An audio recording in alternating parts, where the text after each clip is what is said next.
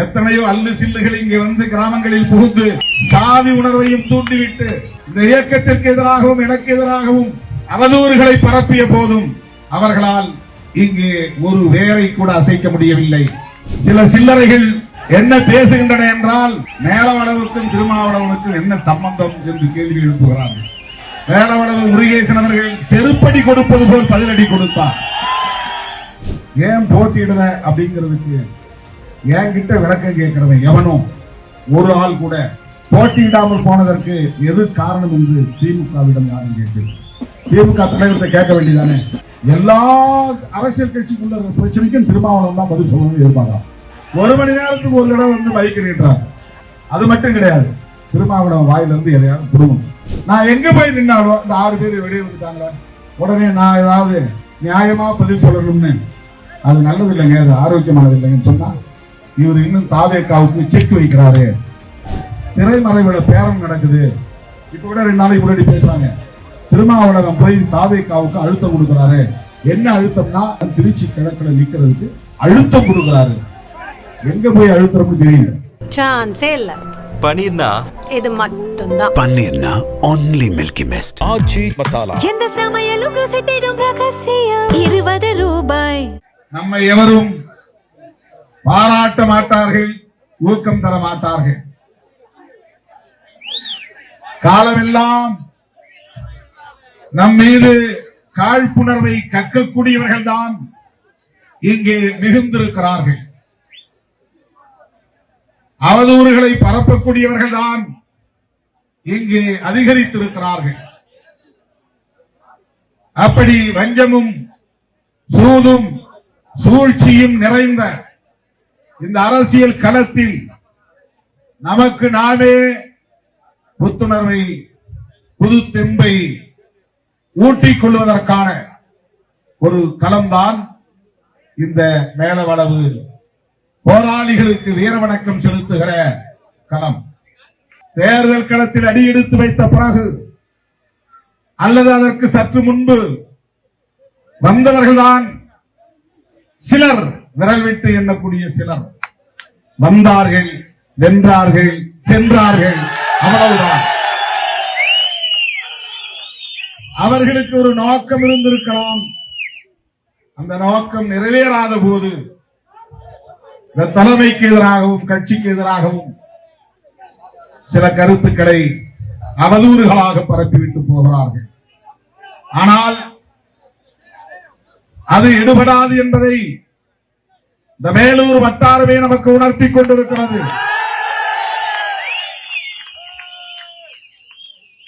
எத்தனையோ அல்லு சில்லுகள் இங்கே வந்து கிராமங்களில் புகுந்து சாதி உணர்வையும் தூண்டிவிட்டு இந்த இயக்கத்திற்கு எதிராகவும் எனக்கு எதிராகவும் அவதூறுகளை பரப்பிய போதும் அவர்களால் இங்கே ஒரு வேரை கூட அசைக்க முடியவில்லை.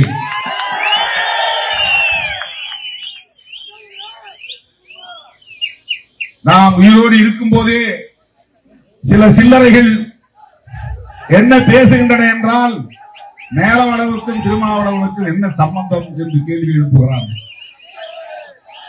மேலவளவு முருகேசன் அவர்கள் செருப்படி கொடுப்பது போல் பதிலடி கொடுத்தார். இப்படி பேசுகிறவர்கள் யார் என்றே எங்களுக்கு தெரியாது. சிறுத்தைகள் தான் எங்களுக்கான ஒரே பாதுகாப்பு அரண் என்று பதிலடி கொடுத்தார். இப்படி நாம் விழித்திருக்கிற போதே, உயிர்ப்போடு இருக்கிற போதே திரிபுவாதம் பேசுகிற கும்பலும் இங்கே இருக்கத்தான் செய்கின்றன. தோழர்களே, எந்த பின்புலமும் இல்லாமல் இந்த களத்தில் சாதி வெறியர்கள் ஒருபுறம், அடக்குமுறை அதிகாரம் பெற்றிருக்கிற அதிகார வர்க்கம் ஒருபுறம், ஆட்சியாளர்கள் அல்லது அரசியல்வாதிகள் ஒருபுறம், இப்படிப்பட்டவர்களின் ஒடுக்குமுறைகளை தாக்கு பிடித்து நின்று இன்றைக்கு நான் அடிக்கடி மேடையில் சொல்லுவது போல், எங்களை ஓரங்கட்ட பார்த்தாலும் ஒதுக்கி வைக்க பார்த்தாலும் நாங்களே மையம் என்பதை நிரூபிப்போம். நிறுவனமானதா இல்லையா? 2 சீட்டு என்று கிண்டல் செய்கிறவனுக்கு அந்த 2 சீட்டினுடைய அருமை என்னவென்று அப்போதுதான் தெரிந்திருக்கும். 2 சீட்டு என்று 3 சீட்டு விளையாடுகிறவன் நம்மை கிண்டல் செய்கிறான். 3 சீட்டு கும்பல்.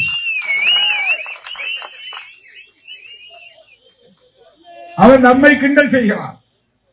இந்த 2 சீட்டுக்குள்ள அருமை தமிழ்நாட்டுக்கு மட்டுமல்ல உலகத்துக்கே தெரிந்தது. சிறுத்தைகள் என்ன முடிவெடுக்க போகிறார்கள்?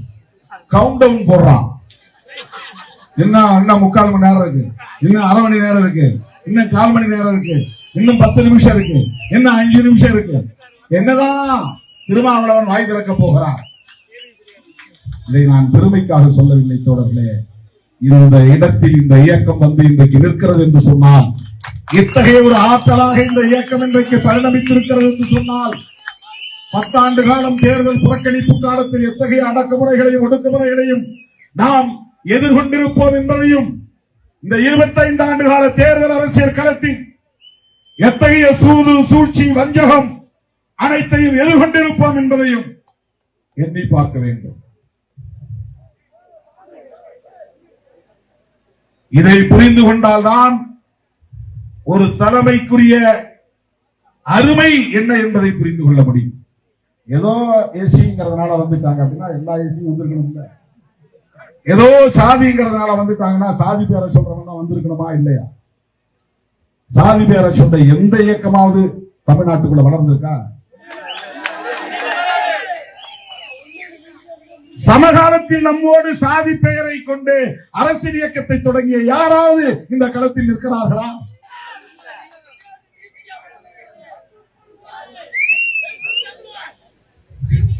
தோழர்களே, இன்றைக்கும் நான் சொல்லுகிறேன், அடித்து சொல்லுகிறேன், சிறுத்தைகள் இல்லாமல் தமிழ்நாடு அரசியல் இயங்காது. ஆணவத்தோடு சொல்லவில்லை, தமிழ்நாடு அரசியலில் நாடி பிடித்து சொல்லுகிறேன். ஜோசியம் சொல்லவில்லை, தீர்மானிக்கும் ஆற்றல் இருப்பதனால் சொல்லுகிறேன். தமிழ்நாட்டில் யாரும் சொல்லல. தேர்தல் முடிவுக்கு பிறகு இங்கே தொங்கு சட்டசபை உருவாகும் என்பதை சொன்னவன் திருமாவளவன். நடந்ததா இல்லையா? ஆட்சி அமைப்பதற்கு சிலருக்கு சில தொகுதிகள் தேவைப்படும், சில எண்ணிக்கை தேவைப்படும். அப்படி ஒரு நிலை உருவாகும் போது நான் சட்டமன்றத்தில் இருக்க வேண்டும் என்று விரும்புகிறேன். அதனால் காட்டுமன்னார் கோவிலில் நான் போட்டியிட போகிறேன் என்ற முடிவை தேர்தலுக்கு முன்பே சொன்னேன். ஏன் போட்டியிடுற அப்படிங்கிறதுக்கு என்கிட்ட விளக்கம் கேட்கிறவன் எவனும் ஒரு ஆள் கூட அவரு போட்டியிடாமல் போனதற்கு எது காரணம் என்று திமுகவிடம் யாரும் கேட்டு, திமுக தலைவர்கிட்ட கேட்க வேண்டியதானே? பத்திரிகையாளர்கிட்ட பார்த்து நான் கேட்கிறேன். எல்லா அரசியல் கட்சிக்குள்ள பிரச்சனைக்கும் திருமாவளவன் தான் பதில் சொல்லணும்னு எதிர்பார்க்கிறான். 1 மணி நேரத்துக்கு ஒரு தடவை வந்து பைக் நீட்டுறாங்க, ஏர்போர்ட்ல இறங்கினா வந்து நீட்டுறாங்க, ஹோட்டல்ல இருந்து வெளியே வந்தா நீட்டுறாங்க, இப்ப விடுதலை களத்துல இருந்து வெளியே வந்தா நீட்டுறாங்க. ரொம்ப ஈஸியா அக்சஸ் பண்ண முடியுது. அது மட்டும் கிடையாது, திருமாவளவன் வாயில இருந்து எதையாவது புடுங்கணும், எதையாவது வாங்கணும், எதையாவது சொல்ல வைக்கணும். அதை வச்சுட்டு எதாவது டிபேட்டுக்கு தலைப்பு எடுக்கணும். டிவியில தினந்தோறும் ஒரு டிபேட் நடத்தணும், அது கட்டாயமாகி போச்சு. தலைப்பு இன்னைக்கு என்ன தலைப்பு வைக்கிறதுக்கு போது அவனுக்கு வந்து ஒன்னும் தலைப்பு கிடைக்கல. அப்ப திருமாவளவன் கேள்வியை கேளு, அவர் என்ன பதில் சொல்றாருன்னு பார்ப்போம். அந்த தலைப்புல இருந்து ஒரு டிபேட்டுக்கு ஒரு தலைப்பு, அந்த பதில இருந்து இப்படிதான் இன்னைக்கு அரசியல் போயிட்டு. யாராவது ஏன் திருமாவளவன் காட்டுமன்னார் கோவிலில் போட்டியிட விரும்பிய நிலையில் அவரை போட்டியிட வேண்டாம் என்று சொன்னதற்கு ஏதாவது காரணம் இருக்கிறதா என்று திமுக தலைவரிடத்திலோ அல்லது அந்த கட்சியில் உள்ள மூத்த தலைவரிடத்திலோ இதுவரையில் எந்த ஊடகவியலாளராவது கேள்வி எழுப்பி இருக்கிறார்களா?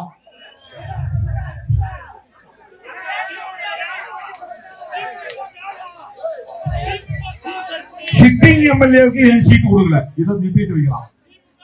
திமுகவுல 60 பேர் சிட்டிங் எம்எல்ஏவுக்கு சீட்டு கொடுக்கல. நான் 3 பேருக்கு தான் தரல. திமுகவுல மட்டும் 60 பேருக்கு சிட்டிங் எம்எல்ஏவுக்கு சீட்டு கொடுக்கல.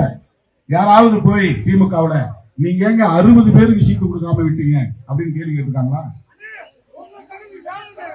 நமக்கு கிடைக்கிறதே மொத்தம் 6, 8. பெரிய கூட்டணி, மெகா கூட்டணி ஷேர் பண்ணும்போது குறைவா வருது. அதுல 2 தொகுதி பொது தொகுதி.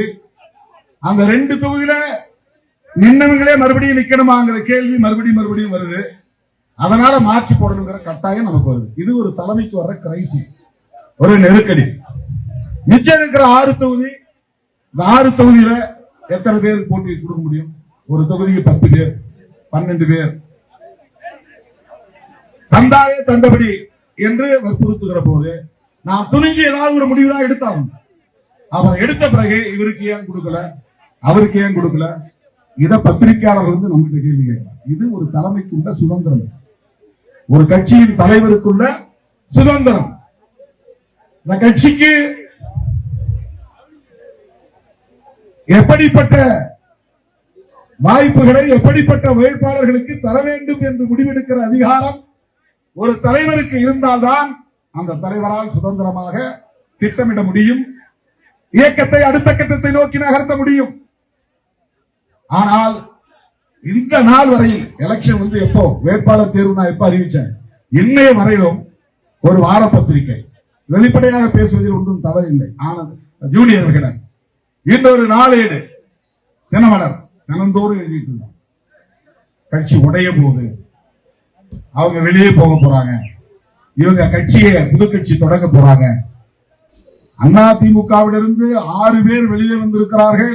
அந்த அளவுக்கு அங்கே உட்கட்சி முரண்கள் இருக்கின்றன. அதிமுகவை பற்றி எவரும் பேசவில்லை. ஏன் 6 சட்டமன்ற உறுப்பினர்கள், வெற்றி பெற்ற உறுப்பினர்கள் பதவியை தூக்கி எறிந்துவிட்டு வெளியே வருகிறார்கள்? அப்படி என்ன உள்ளே நடக்கிறது? எடப்பாடி பழனிசாமி அவர்களுக்கும் வெற்றி பெற்ற சட்டமன்ற உறுப்பினர்களுக்கும் இடையே நடக்கிற பிரச்சனை தான் என்ன? யாராவது டிபேட் வைக்கிறீங்களா? கேள்வி எழுப்புறீங்களா? அவங்க ஏன் வெளியே வந்தாங்கன்னு எடப்பாடி பழனிசாமி கிட்ட கேட்காம என்கிட்ட வந்து கேட்கிறாங்க. மைக்கு அந்த 6 பேர் வெளியே வந்துட்டாங்களே, உங்க கருத்து என்ன? அங்கதானே போய் கேட்கணும். அதுதானே நியாயம். ஏங்க உங்க கட்சியில இருந்து 6 பேர் வெளியே வந்துட்டாங்களே, உங்களுக்கு அவங்களுக்கு என்னங்க பிரச்சனை அப்படின்னு கேட்டா ஒரே நல்ல ஒரு பதிவு சொல்லிட்டு போறார். நான் எங்க போய் நின்னாலும் இந்த 6 பேர் வெளியே வந்துட்டாங்களே, உடனே நான் ஏதாவது நியாயமா பதில் சொல்லணும்னு, அது நல்லது இல்லைங்க, அது ஆரோக்கியமானது இல்லைங்கன்னு சொன்னா இவர் இன்னும் தாவேக்காவுக்கு செக் வைக்கிறாரு. இவரு தமிழக வெற்றி கழகத்துக்கு செக் வைக்கிறாரு. டிபேட் அப்படியே டைவர்ட் பண்றான். இதுக்கு பேர் தான் திரிபுவாதம். பிரச்சனையை திசை திருப்புவது, உண்மையை மறைத்து பேசுவது,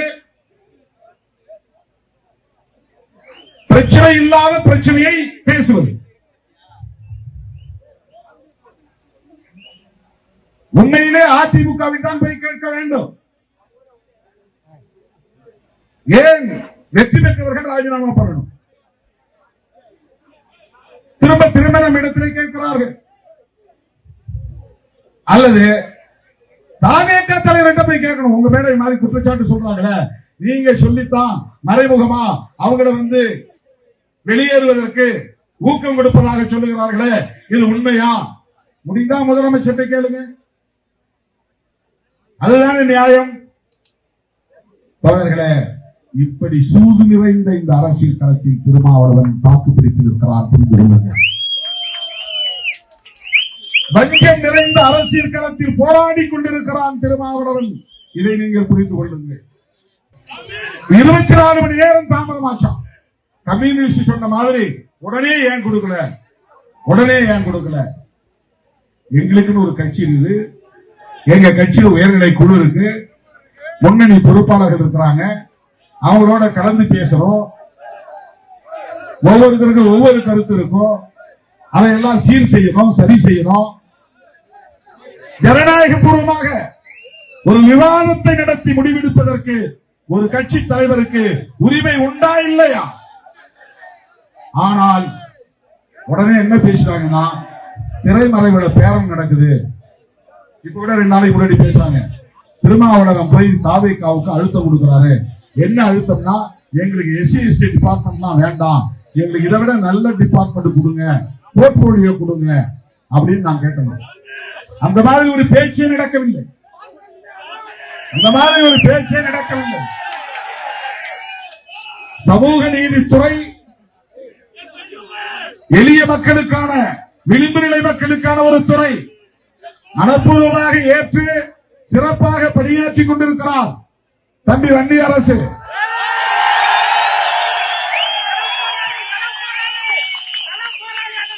அதை பொறுத்துக் கொள்ள முடியவில்லை, பலரால் அதை சகித்துக் கொள்ள முடியவில்லை. உடனே நான் வேற தொகுதி, வேற துறை கேட்கிறேன், வேற போர்ட்போலியோ, வேற இலாக்கா, அப்படி பேச்சே இல்லை.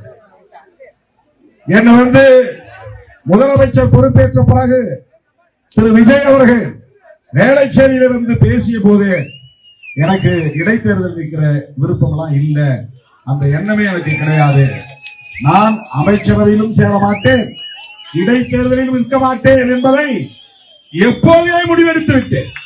ஆனா ஒரு பத்திரிகையில் திரும்ப திரும்ப எழுதுகிறார்கள். என்ன எழுதுகிறார்கள் என்றால், திருமாவளவன் திருச்சி கிழக்குல நிற்கிறதுக்கு அழுத்தம் கொடுக்கிறார்கள். எங்க போய் அழுத்தம் தெரியும், அழுத்தம் கொடுக்கிறார். அந்த எண்ணமே இல்லை, அப்படி ஒரு நோக்கமே இல்லை. இதையெல்லாம் படிக்கிற நீங்க ஒருவேளை இருக்குமோ நினைப்பீங்க, நினைக்க மாட்டீங்க. எதுக்கு திருமாவளவன் திரும்ப திரும்ப விளக்கம் சொல்றாருன்னு கேட்கலாம். உங்களுக்கு சொல்லையா, உங்களுக்கு ஏன் நான் விளக்கம் சொல்லணும்? என்னை நம்புகிற என் தம்பிகளுக்கு, என் உயிரின் உயிரான விடுதலை திருச்சிகளுக்கு நான் விளக்கம் சொல்ல கடமைப்பட்டவராக இருக்கிறேன். நான் டிரான்ஸ்பரண்டா இருக்கணும். இப்படித்தான் 40 ஆண்டு கால பொது வாழ்க்கை நகர்ந்திருக்கிறது. 3 மணி நேரம் தான் நான் அவர்களை விட்டு பிரிந்து உறங்குகிறேன்.